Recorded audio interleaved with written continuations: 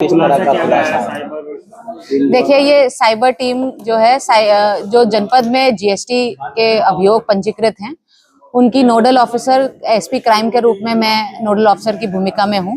और ये हमारी साइबर टीम ने जो है एक गुड वर्क किया है। इसमें जो है जो मुकदमे पंजीकृत जीएसटी के प्रकरणों में सरकार को आर्थिक रूप से नुकसान पहुंचाना और रॉन्गली आईटी करने का मामला प्रकाश में आया था, जिसको हम लोगों ने टेक्निकली सबूतों को, साक्ष्यों का एकत्रीकरण किया। और उसके बाद आज ये 3 अभियुक्त अफजल, मोनिश और हाफिज जो हैं वो गिरफ्तार किए गए हैं, जिसमें हाफिज और मोनिश ये दोनों सीए और अकाउंटेंट का काम करते हैं। और ये काम जो है 2023 से ये तीनों लोग ये मिलकर काम कर रहे थे। इनके द्वारा जो है फर्जी तरीके से पहले कंपनियां रजिस्टर की जाती हैं और उन रजिस्टर्ड कंपनियों के माध्यम से ट्रांजैक्शंस दिखाई जाती हैं, फिर फर्जी तरीके से जीएसटी भरा जाता है और आईटीसी की लायबिलिटीज को सेट ऑफ किया जाता है और क्लेम भी किया जाता है। आईटीसी पास ऑन करके उसे क्लेम भी करते हैं। तो इस तरह से ये जीएसटी की चोरी करके जो है सरकार को और भारतीय अर्थव्यवस्था को नुकसान पहुंचाने के लिए का ये काम कर रहे हैं। क्या इसके लिए क्या कोई केस फाइल हुआ था या जीएसटी अधिकारियों ने आप लोगों को सूचना दी? देखिए, ये पहले ही अक्टूबर सितंबर मंथ में जो है जीएसटी के अधिकारियों द्वारा ये मुकदमे पंजीकृत कराए गए थे हमारे विभिन्न थानों में, जिसमें जांच के क्रम में ये सारी चीजें प्रकाश में आई हैं, जिसके बाद ये 3 अभियुक्त गिरफ्तार हुए हैं। जो 2 अकाउंटेंट हैं उसमें से एक एलएलबी पास है, एक एलएलबी कर रहा है और दोनों ही सीए एंटर का कोर्स कर रहा है, मतलब सीए आधा सीए हो चुका है।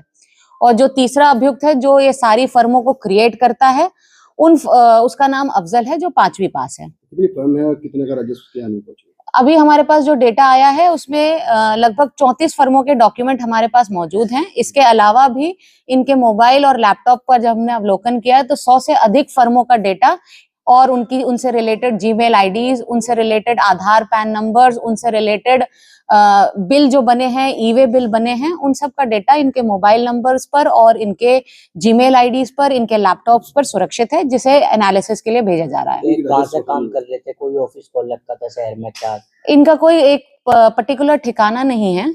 ये लोग अपने अपने घर से ही ये काम करते हैं।